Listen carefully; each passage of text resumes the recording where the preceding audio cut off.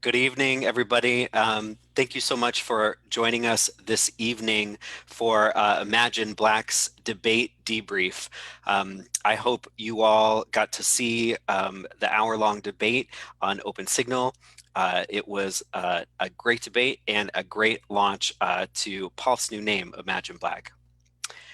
My name is Jesse Beeson. I use he, him, his pronouns. For our visually impaired viewers, I am a light-skinned Black man with short hair and a medium-length beard, maybe short-length beard. I am wearing a mustard color shirt. I am standing in my den. I am the president and CEO of Northwest Health Foundation. I am also a proud board member of Imagine Black. This evening, we have 4 panelists here to reflect on the debate we just watched. And I'll be asking a series of questions, and hopefully we'll have a conversation, and we might have a little bit of time to touch on a couple of other issues that are on this November's ballot. To kick us off, I'm going to ask our panelists to introduce themselves, and then we'll get started with our conversation. I would like to start with Ms. Sharon Gary Smith.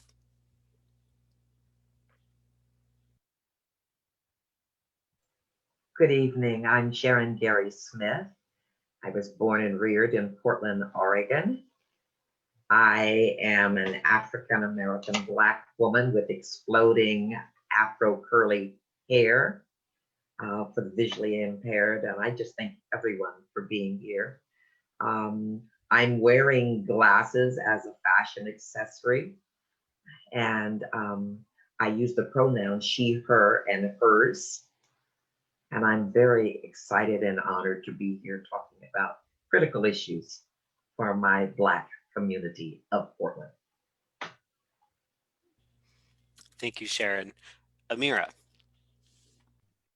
Hello, my name is Amira Tripolsam. I'm a native of Northeast Portland. I'm an 18-year-old student and activist currently in Washington, D.C., studying at American University.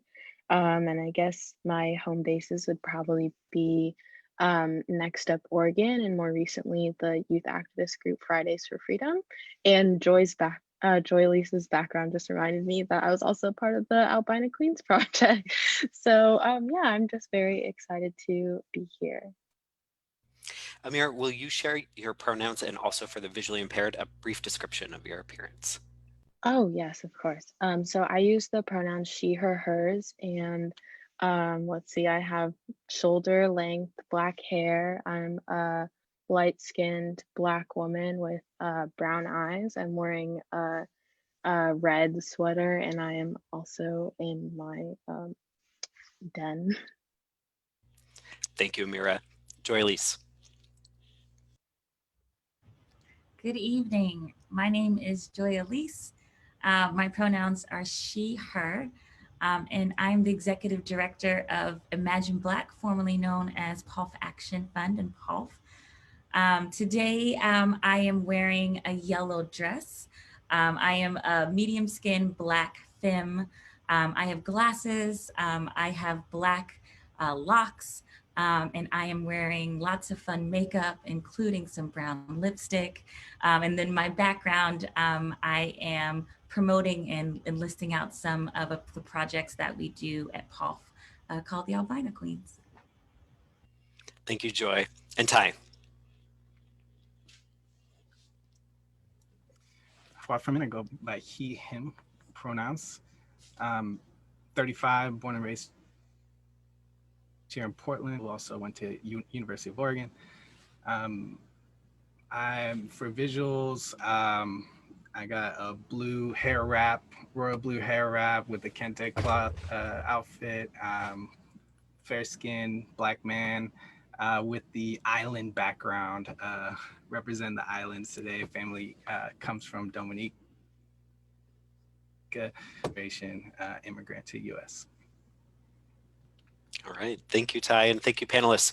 So we just watched an hour long of mayoral debate featuring 2 of the candidates running, and all the questions were focused around Portland's Black community.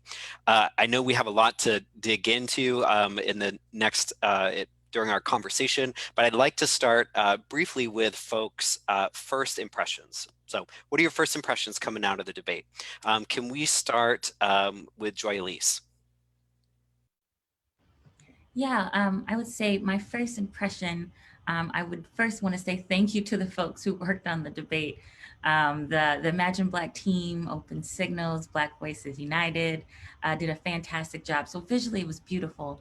My first take though, I was quite disappointed in those two candidates that joined us that evening. Yeah, I thought they gave us a lot of surface level answers. I have tons of notes. I can talk a little bit more about that. But yeah, I wasn't too impressed with their responses. I appreciate some of the directness that some of them gave and some of the little clap back moments. But for the most part, I really wanted more. So yeah, that's my first take. Thank you, Joy. Ty, what do you think? Yeah, the debate is well organized by Imagine Black. Mad credit for just the visuals, the audio, the facilitation was really well done. One of the best debates I've seen in Portland ever. Questions were off the hook. Also, I have to agree with Joy. I'm not really too happy with the two candidates.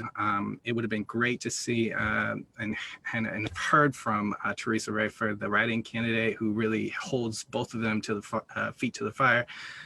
This debate was between who I think is the technocrat, Sarah Iannarone, and who is, our current mayor. So ultimately disappointed. I would have liked to heard them a little bit more prepared to address Imagine Black's audience, and it seems like they weren't. Thank you, Ty. Amir, what do you think?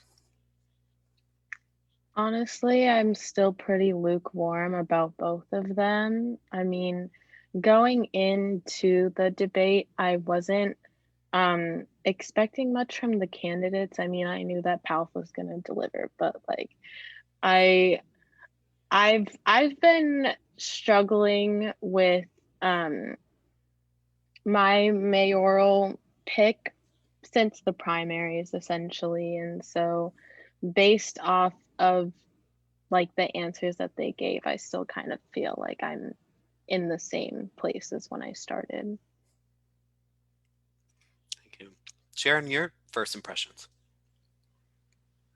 I'm very much echoing what others have said.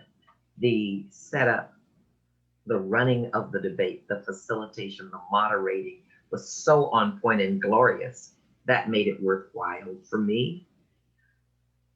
Despite some obvious differences, gender, challenger, incumbent, they were too much alike as much as they might want to be different.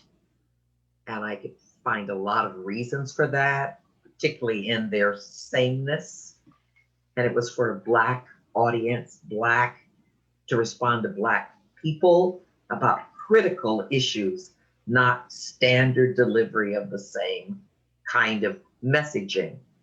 And I wasn't as disappointed. I think the trouble is that I expected what they delivered, even though we asked for different.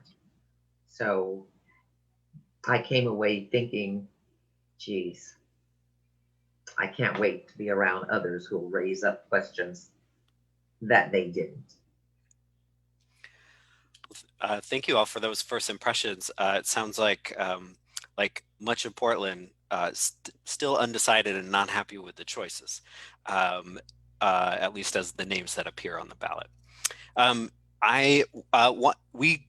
There were a couple of questions, there were a range of topics actually brought up by Imagine Black. So I'm wondering if we might spend some time reflecting on answers based on those subjects. They both had a pretty direct question about climate change from Imagine Black, in particular, how they were going to use climate justice and bring in Black community center Black community in climate justice without putting the burden on Black organizations, which I thought was a fitting point to put there on the end. I'm wondering if anyone has any reflections on those particular answers that we heard about climate change.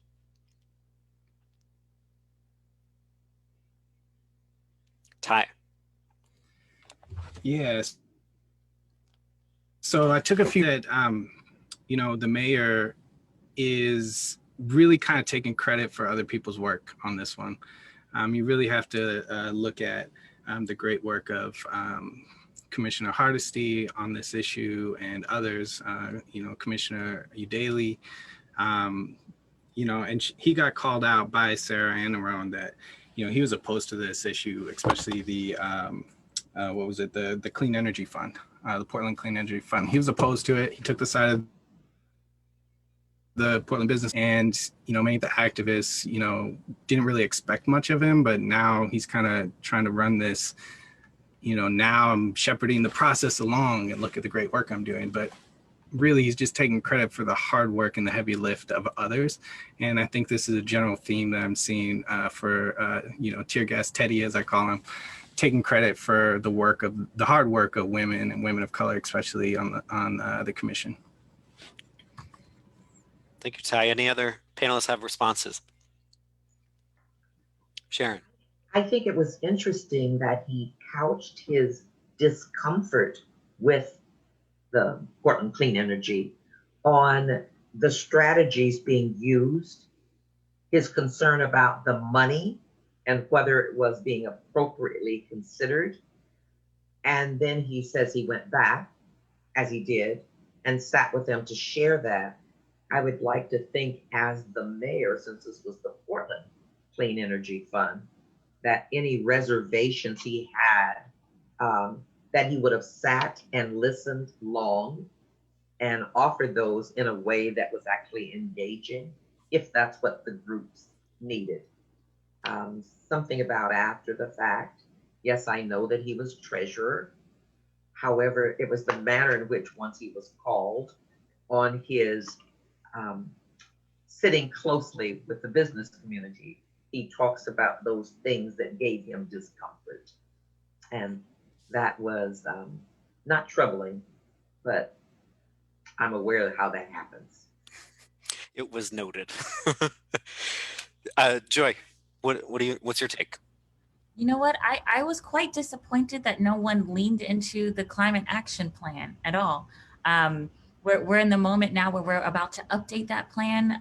One of the bureaus is really taking a really big leadership role in that current Mayor Tara Whittler, one of his bureaus, the Bureau of Planning and Sustainability, is beginning this work. And I thought this was going to be an opportunity to talk more about just future plans. Particularly, we're in a climate crisis.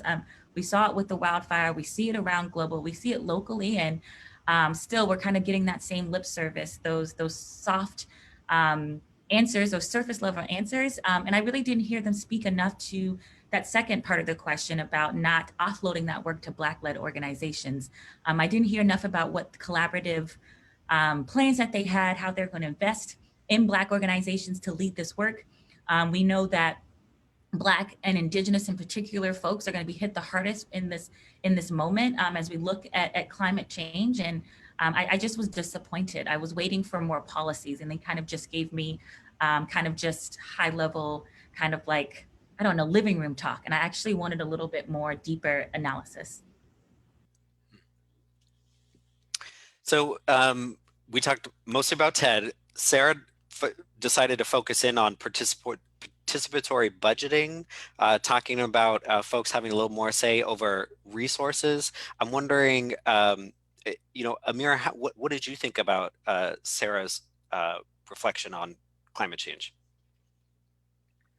You know, I am a big fan of participatory budgeting, actually. I think it's really important that the people who are part of the communities that are most affected by issues such as climate change have a say in where that money goes.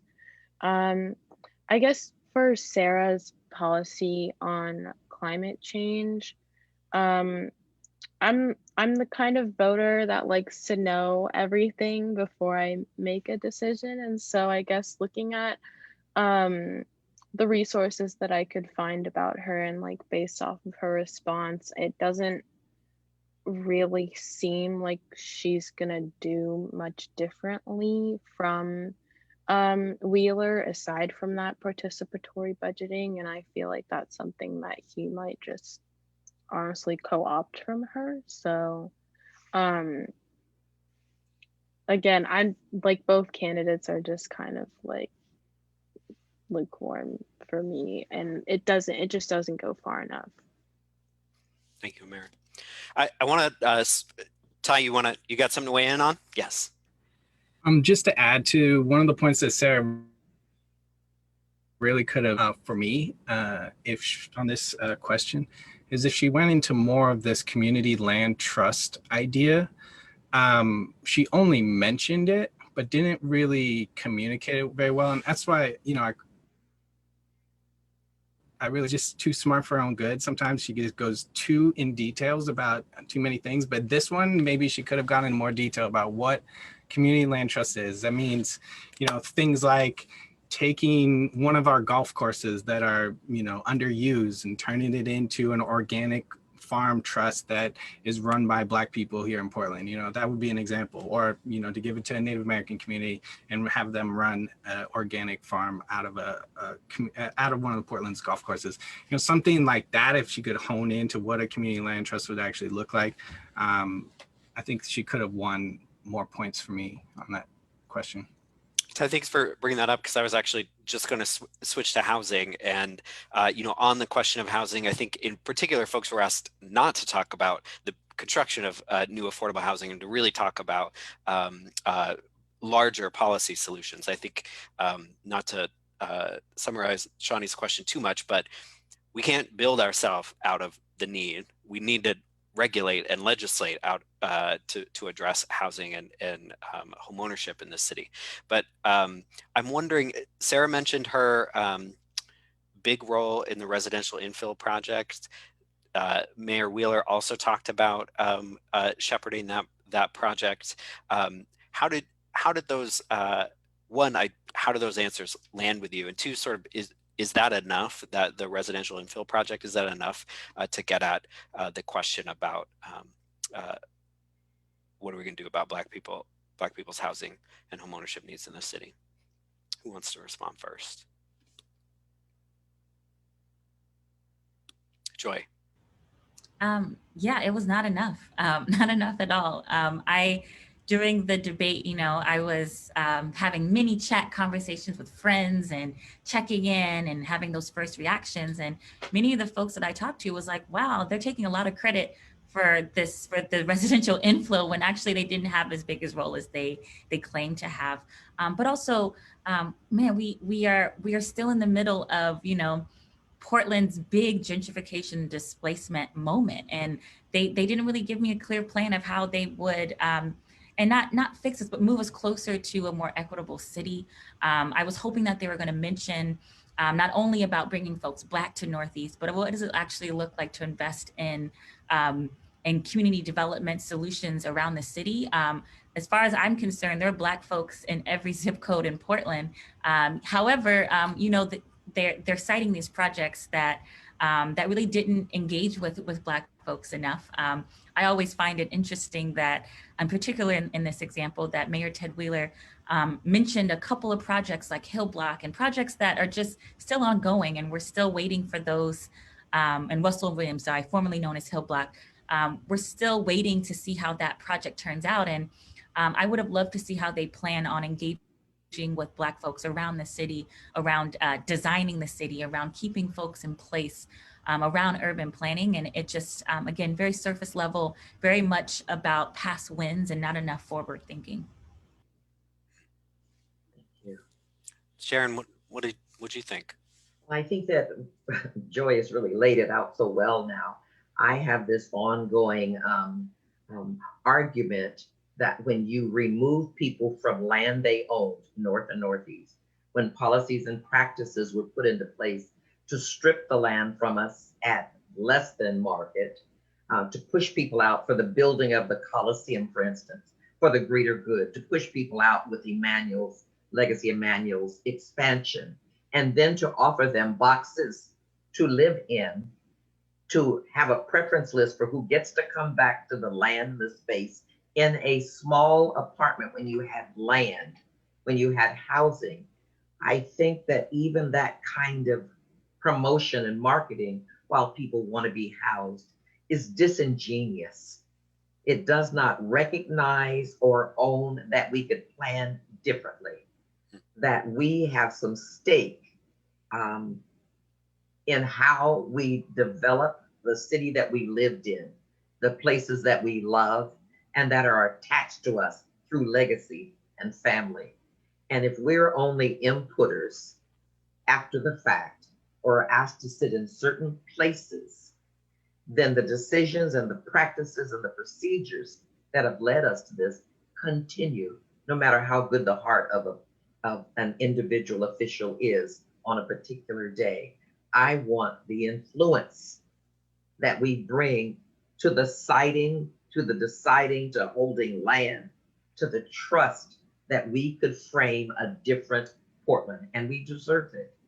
And while it sounds nice, and I know candidate season is fraught with a whole lot of what we did, the proof is in what we didn't do. And that's very disturbing to me, year after year, administration after administration. And the Portland Housing Bureau, I'll stop, but I have real issues about placing us in apartments to bring us home when we did not get to design or determine what was best when you took our homes.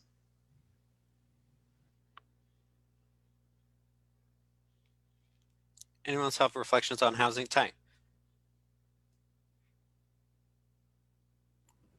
Mention Nicole Hannah Jones, great author. Everyone knows her from the 1619 Project, but Portland, all right? And before she was writing about the 1619 Project, she was writing about Section 13 and our compliance here in Oregon. And I think those articles are some of the greatest articles ever written in the Oregonian. And really, the flack that she got for calling on not having the diversity of housing within every section of our city and even in the region mental, and we still need to go back to that and rectify that, because these are federal laws that need to be addressed here in the city of Portland. You know, I would have liked to seen, I would never expect Tear Gas Teddy to go against the not in my backyard type folks in our city. You know, he is obviously funded by the construction industry. He benefits from it in many ways and profits from it. But I would have liked to seen heard from Sarah that she would have challenged that system of white supremacy where, she would call out those not in my backyarders and said, no, we need every part, and to have housing committed to the low income, poor. How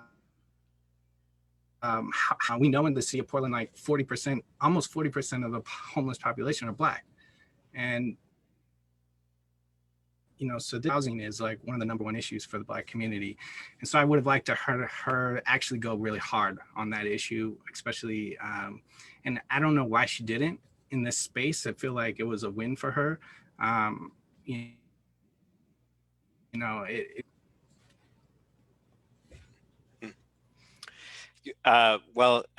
Sarah definitely went after Ted for a couple of things. There were a couple of moments pointing out contributions from the real estate agent, pointing out to his inherited wealth.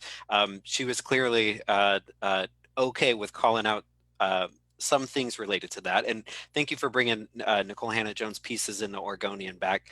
That sort of reminds me, I think one of the key takeaways that her reporting spoke to is that past city councils did all this work on north and northeast planning, but the one thing they never got to was helping people actually acquire property, right?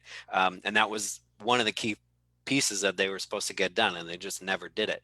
And we know at 25-30% home ownership rate in the Black community in Portland, yet we also know that's one of the biggest ways that people build wealth over generations. the other way is through economic opportunity. And we saw a question from Stephen Green directly to that point. I'm wondering what you all thought about the responses on that question around economic development, about business development, job opportunities for Black folks. And Amira, we haven't heard from you in a little bit, so I'm gonna call on you first. Yeah, so their answers to me were not direct and specific enough. They talked a lot about supporting like minority-owned businesses, and like one thing that Shawnee pointed out was that like white women could be considered a minority. What's that doing for us? Nothing really. And so I wish that they had honed in more on what they are doing specifically for Black people, because based off of their answers, the answer was not much. And so like closing the racial wealth gap is something that's really important to me. That's why I'm studying economics in college, is because that's what I want to do in the future. And so I think that, you know, just being like, oh, Black people are included in people of color, it doesn't do enough for me, and it doesn't do enough for the Black community, Black entrepreneurs. It's not just, you know, giving people loans and saying go off and be great, but there also needs to be support and helping to foster that resiliency, and yeah, helping these businesses thrive.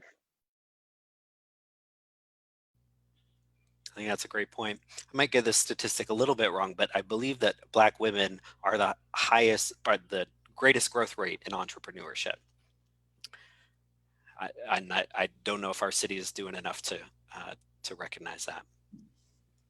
I think also our city has significant data on these past programs that were going to help us, Black specifically, get access to capital, be connected to banks and other financial opportunities, to investments.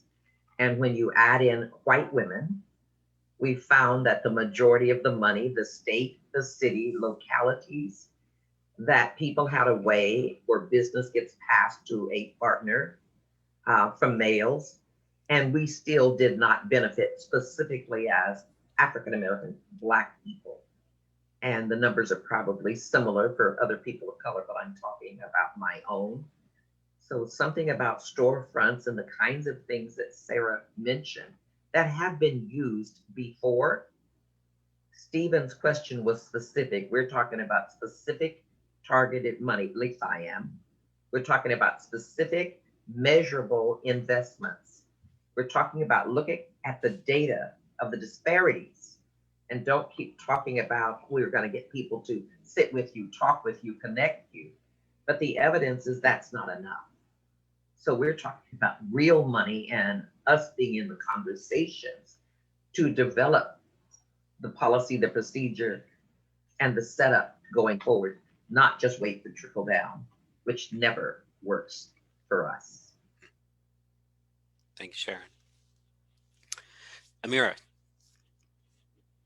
Sarah also mentioned how she wanted to bring up a position into her office that would specifically focus on entrepreneurship and small business, and I think it's a good idea, but I don't really see a way for one person to be like productively responsible for all of the small businesses in Portland, let alone um you know, dedicate enough time and attention to specifically Black owned businesses.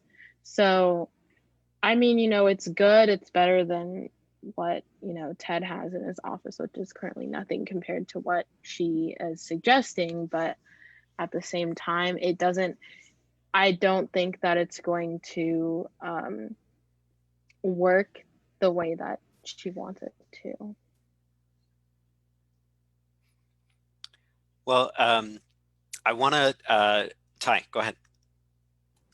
I just wanted to also just highlight again that Tear Gas Teddy was taking credit for other people's work. You know, even though he is he has that bureau, the Prosper Portland.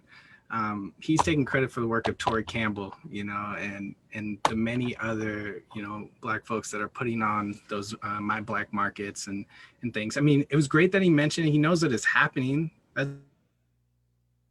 great. I mean, he didn't even mention one time that there's an office called the Black Male Achievement Initiative that's based in the mayor's office. He didn't even mention that. He mentioned, yes, he has a very diverse staff, and that's great. He has some great folks that are working for him, that are directly on his staff.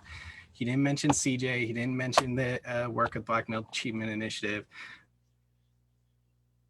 Tori Campbell credit for putting on those Black business fairs and those small business fairs. The heavy lifting of Black folks that have been doing this work in the community did not get the credit. He basically just stole all their thunder in that debate. And it's like, to us, we know exactly who is doing this work. Like we really think he can get away with that stuff. So I just want to call out that I just saw right through that. And I really hope that, you know, when Sarah's the mayor, that she doesn't do that kind of stuff. I just dropped when Sarah's the mayor. So I'm going to move us on. Oh, Joy, you have some? I'll be very brief, but I was actually taken aback by the list of names and Black friends that Ted name dropped, or Mayor Ted Wheeler name dropped during some sections that I thought was just completely inappropriate. I understand maybe listing out endorsements, but he listed two folks with a person within his chief of staff that is no longer there. Yes, he has a diverse staff, but this is not about listing out your close Black friends. This is really about, like, what are your policies and programs? And I agree with Ty. There's so many Black folks who've been working and doing this work, and it was actually really sad to hear and disrespectful, frankly, to completely take credit for their work. But yeah, I don't think they answered Stephen Green's question well enough. I also didn't think they didn't really show up to the debate in this sense. I mean, like Sharon mentioned, there's data to show this, and they couldn't talk about any of the data. Shawnee asked how much of your success trickled down to Black folks, and they couldn't even speak to that. So to me, I think they really just didn't come to play, and it was a little bit disrespectful that they weren't prepared to answer a question about Black folks in business, and just gave us some high-level surface work. Amira, yes. I think it's also important to recognize, like how Ty mentioned, that Ted and, I mean, essentially both of them were taking credit for the work of Black people. And I think it's important to point out that no matter who is mayor, like, we're the ones who are still going to be doing the work for our community at the end of the day. And I think it's really important that we have a person in office who we are able to work with and, like, you know, get what we need accomplished, because at the end of the day, like, whoever is mayor is not necessarily as important as the people who are on the ground actually doing the work. And no matter who it is, they're gonna take credit for our work no matter what. And so I really think that it's important, like, going back to like supporting Black entrepreneurship, Black owned businesses, like, those are the things that are, like, central to our community. And it's really important that we are the names on who owns these businesses, and that we're not, you know, beholden to you know, white homeowners, white landowners, things such as that. And so that's, I think, where we really need support from the mayor's office. And so I'm still, like, really conflicted because I don't really see either of them really being able to follow through with that. And so that's where my frustration lies, is that these are the things that I want to get done, and I don't necessarily have faith in either of them. And if I may, I think that some of the thinking and the thoughts that were thrown out by Sarah, that the power of being the challenger, that you can throw a lot of things at the wall. You can set up the other person for what they haven't done. I would like, if I could have a, you know, the ball that looks into the future, I would wonder 6 months from now, if she was mayor, that what it takes to govern, to respond to us in respectful and critical ways, given the history of dismissing us, devaluing us, demeaning us by a lack of response. I would wonder what would fall by the wayside, and of course you don't know.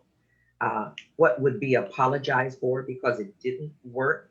It sounded good in the candidate season, and how willing to swerve to hear us, our strong, even strident voices about that's not happening, that's not working, that's not okay. Because there's a bristly side and a wonky smartness side that I would want to see if it's tempered a bit by being in the fire. Don't know that, and it's easy to know that with Ted, Mayor Ted. And so I'm challenged by both of them. Thanks for that, Sharon. I think that, as you pointed out, when you have a record to run on, it's also what your challenger can run against. And I think that sort of brings us to the last topic in the debate, and that was really public safety and police disinvestment and reinvestment into the Black community and things that actually deliver greater safety for the Black community. So I kind of want to close us out on reflecting on the debate with that question, because I think it's certainly been top of mind for many folks these last few months. Did you hear what you were hoping to hear in those answers? What did you not hear? What were you disappointed about or excited about?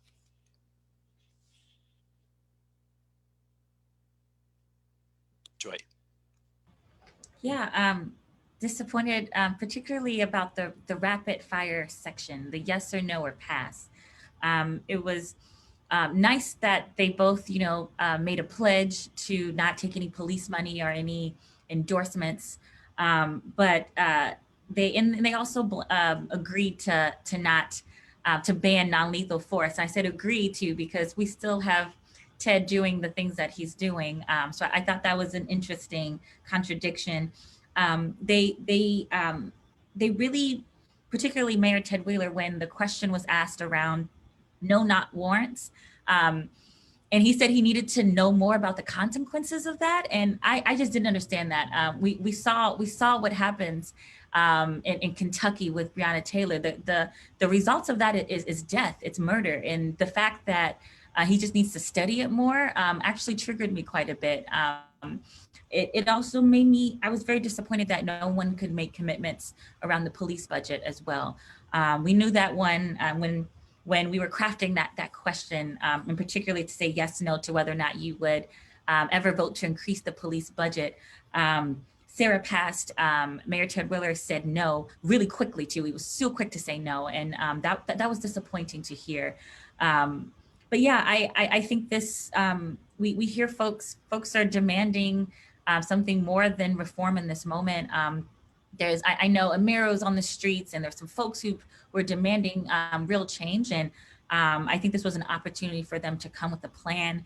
I was also a little bit disappointed that when Sarah mentioned that she had a plan first, that kind of also triggered me a little bit, because I'm like, wow, there are folks like the candidate that folks are writing in who's been pushing this work for a very, very long time. And to even insinuate that your plan was a plan that was first before this moment was also just really disappointing to hear. And also, I think it was just a really big ego moment as well.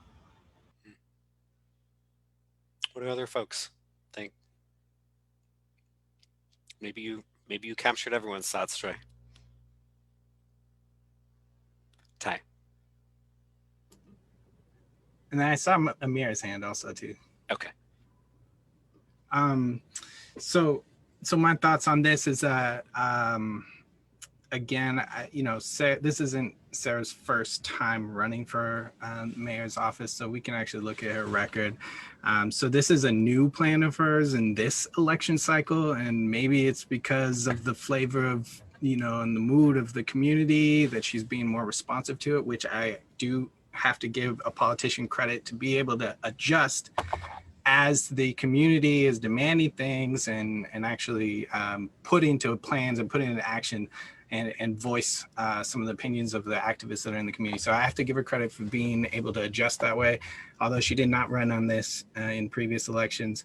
And really the champion on all police reforms, you know, we have to give credit to Joanne Hardesty, who's doing the heavy lifting. And again, you know, this Black woman here in Portland has paved the way for these two candidates to now stand up and say, yeah, we want to see reforms. But really, Joanne's been doing all the work on this. So, you know, and she will probably continue to do the work on this. You know, when Tear Gas Teddy was challenged on this several years ago by, again, the write-in candidate, Teresa Redford, when she went up to City Hall and got arrested for these issues, he basically bunkered himself in, shut off all communication to the outside world, and basically said, being a mayor sucks, and I don't even want to. When it got hot several years ago, we know exactly how he reacted. And now he's trying to kind of polish the turd that he is to turn this into a campaign issue. And really, I have to call out one thing that he said, is that there was a $15 million budget cut and that he said would be taking away some funds. And this is based off of revenues.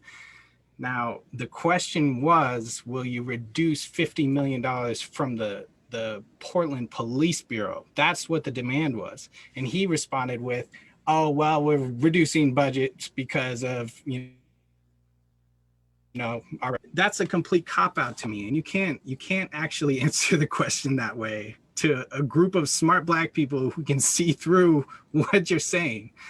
So really, I think he had a non-answer.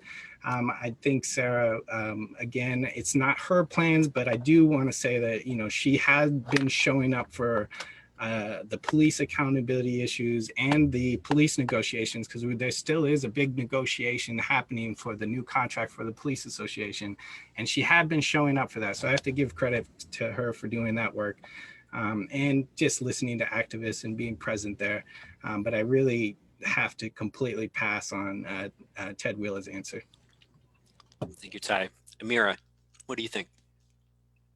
You know, when it came to their answers about police reform, I was just, again, disappointed. I mean, I am completely for not only the defunding of the police, but the abolishment of police in general. Same with the prison system. And so, neither of them being able to commit to never increasing funding means that they don't see a future without the police. And that is really, really frustrating to me. And, you know, I mean, what has trusting politicians ever done for Black people over the course of US history? Not much. And I don't really trust politicians or like have faith in their ability to keep me, a young Black woman, safe from you know, racial terrorism or police brutality.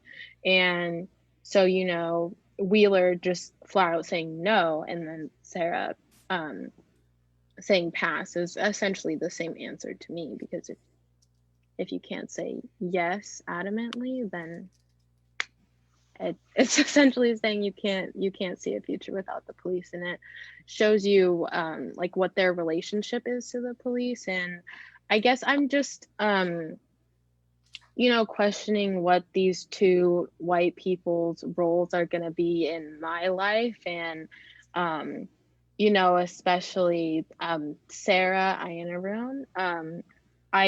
I was not familiar with her at all before 2020, and so I think that aspect of like being a part of the Black community is really important to me. And so it's kind of, she feels a little bit like a stranger to me versus Wheeler feels kind of like, you know, the evil that I know. And so I don't really know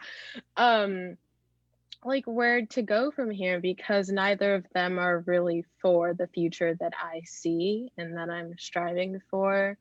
And I guess it ultimately comes down to who is the most willing to work with you know, the Black community and people like me who want to see the abolishment of the police, and who's willing to, you know, make compromises. And even if they're not going to, you know, increase the budget, they'll increase it less or something along those lines, look to other solutions. such as street responses, I think what Ayanna Roan mentioned. Um, so yeah, I think for me, it really comes down to who who is gonna show up for my community the most, because and they're both of them aren't really going to, but one is going to show up more than the other. And so I'm based off of their answers, it's really hard for me to decipher, I guess, who's being genuine, and if they actually are intending to make the future better for Black people who are the main targets of police brutality. Thank you, Amira. So before I close out the debate reflection, are there any sort of final thoughts on the debate? And then I'm going to ask each of you to wrap us up with something else on the ballot that you want to make sure that folks are tracking. Sharon.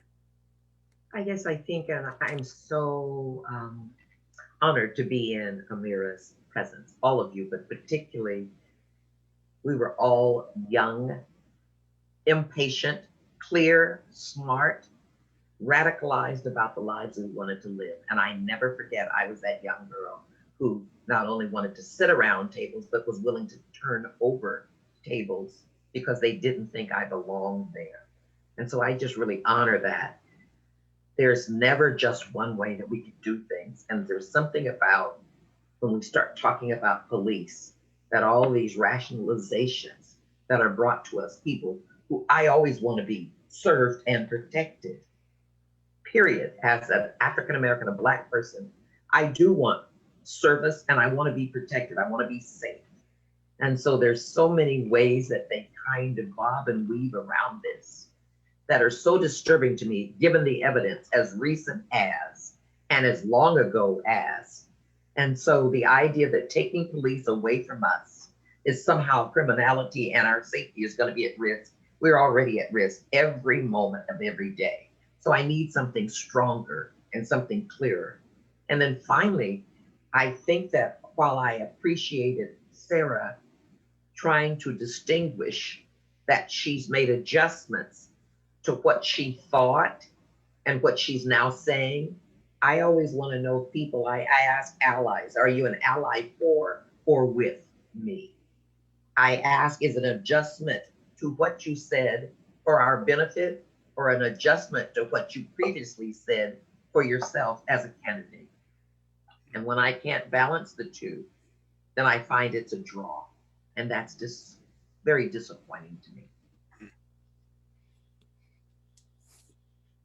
Any other final reflections on the debate? Ty. So I just want to first also just again thank Imagine Black for immortalizing the names of people who have been shot and killed by the Portland police in this community. Many years it was the Albino Ministerial Alliance doing all this heavy lifting and making sure that these names are front and that we were actually following and tracking all of these things. And it's really great to see other organizations stepping up and starting to track that and communicating that to our folks in our community, because sometimes it just happens so often that we just start forgetting. And the more that we can go back and look in history and remember the people, their lives, their families, everybody affected by police violence, it really, really helps elevate and elevate it in our consciousness. So I just want to thank you for immortalizing that within this forum, and just the beautiful display and remembrance of each of those names was just very, very touching, very emotional to me. And so I just want to thank you for that. And then also just wanted to shout out, let's continue to learn more about those families and those children and young people who have died by the hands of police. And on the forum as a whole, I do feel like many of the answers between these two candidates were kind of even in many ways. But there were enough instances of differentiation from the challenger to where I'd lean more towards the challenger. I want to see the city go in a different direction. I hate the lies that come out of Ted Wheeler's mouth to say, oh, it was the feds. No, you were gassing people way before the feds got here. The way you treat Black activists here in Portland is not how you treat the white supremacists here in Portland, okay? We know the truth. So just the lies I can't stand anymore. And I really do want to see something different for the city of Portland, and someone who at least acknowledges their privilege. At least, I really do want to see a stronger candidate someday take over the city of Portland and make it a place where we feel like we really have representation. At this moment in this race, I'm not sure that we will have that representative, but at least I do think there's a challenger that seems decent enough to lean towards. Thank you, Ty. Joy, any final reflection from you?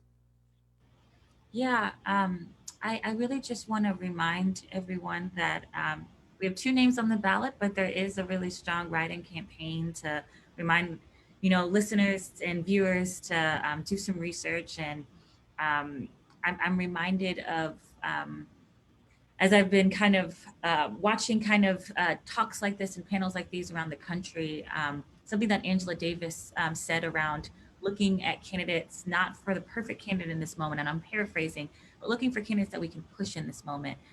So I'm particularly looking at all 3 of them to think about who I can push. Right now, public safety is top of mind for me.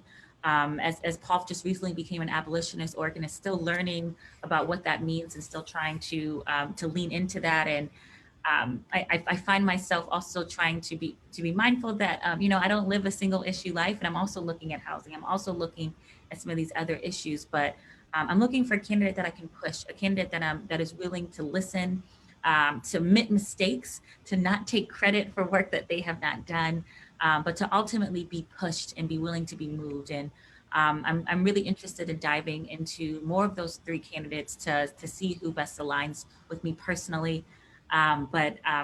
Yeah, I similar to Ty, I would say there's some subtle differences between those and some very obvious differences in terms of how folks answered on other questions that I'm hoping folks would get a chance to rewatch and really examine for themselves what feels good and what doesn't. Thank you for that reflection. So there's more than just the mayoral race on our ballots. I don't know about you all, but I saw my ballot is double-sided and it's full on both sides. So in our closing minutes together, if there was anything else on the ballot that you all think the folks watching need to know about, need to hear your thoughts on, I'd love to give you each time, if you want it, to share what that measure or that race is that has got you motivated, and then I will close us out. Anything else? Ty, let's start with you. Yeah, so one thing I'm really tracking is Measure 110, which is a bill that would partially decriminalize, as well as create a new funding model for the use of Oregon to more heavily fund drug treatment programs and addictions programs here in the state of Oregon. I think it's a really important issue for us to learn more about. My general philosophy is that we need less police interactions as a whole in our community, and decrease the penalties for possession. I see that as moving us towards a future of less police interactions and therefore less police violence. So my lean is really towards in favor of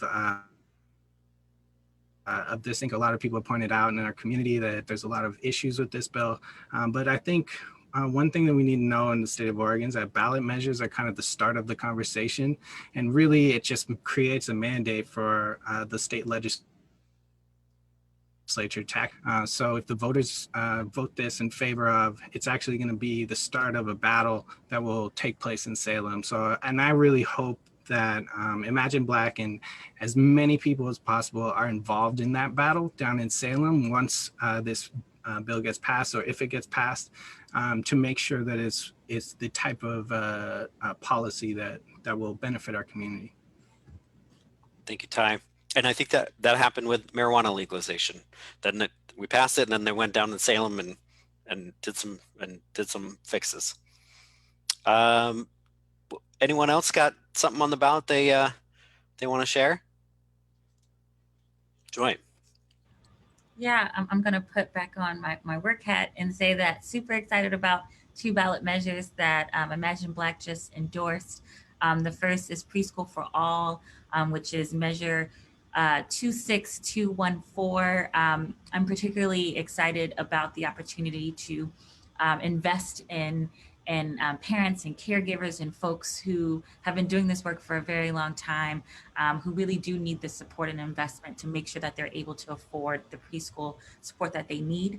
I'm also really excited about the Get Moving 2020, which is Measure 26218, particularly the part about the youth pass language.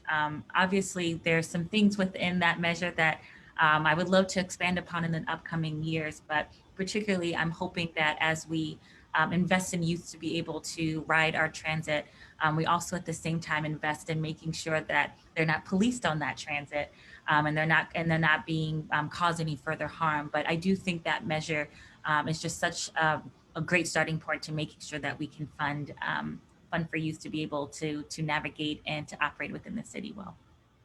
Thank you, Joy. Amira, Sharon, anything you want to share? Amira. Yeah, I guess one measure that was interesting to me is, I'm looking at my ballot right now. I luckily got my absentee ballot, and there's one that proposes a independent community police oversight board. And that is something that's really intriguing to me. I didn't know anything about it prior to receiving my ballot, and so I'm really interested to see what that would look like. And I guess this is a comment unrelated to that, but I just wanted to add this like as a closing remark, is that, you know, at the end of the day, we as the Black community are the ones who got us. Like, I think it's so amazing, the fact that we are still here despite so many efforts to displace and essentially eradicate us. And you know, like, even just driving my brother to basketball practice, I would pass over the overpass where Kendra James was murdered, and it's really amazing how resilient we are as a community despite so many efforts to remove us completely and exclude us. And so I think that, you know, no matter who wins this mayoral election, we have such a strong, you know, coalition of Black organizations and leaders and, you know, people such as the write-in candidate. And so I'm just really proud of like the work that's being done. And while I am really disappointed in, you know, the answers that were provided in this debate, I think we as a community have a lot to look forward to. Thank you for that, Amira. Sharon, anything on the ballot you want to talk about? The two that I'm really interested in is anytime that the promotion of transit barriers removed to transit for young people to be able to get about, to be able to get the education, to work without having enforcement enforced on them is important to me, and how people read that. And certainly the other is how to construct a true independent oversight board, given the lessons learned from the failures of the past, is critical to me, alongside with this defunding, changing the dynamic around police and policing. Thank you, Sharon. Well, Well, moderator's prerogative. I will share something that I'm excited about. I know we talked a lot about Portland, but the first Black woman is running for Washington County Commission, a county that we know has gotten more and more diverse over the years. Many Black people in Washington County. I'm super excited to be supporting Nafisa Faye. Wish I could vote for her, but if you're out there and you got a Washington County ballot, Nafisa Faye. I want to thank our panelists for this conversation this evening. It has been enlightening and so special to me to share this time together. It is also great to celebrate PALF's new name, Imagine Black. You know, it is Black people who have always had to do the imagining of a country, of a world that we know can be better than the colonized one that we have right now. And so what a fitting name for an organization that is doing bigger and bolder things. And I'm super excited that I get to be a part of it, and every Black member of Portland and Oregon can join Imagine Black. So if you haven't yet, please check out the website, imagineblack.org. And with that, I will wish everyone a good night, and don't forget to vote.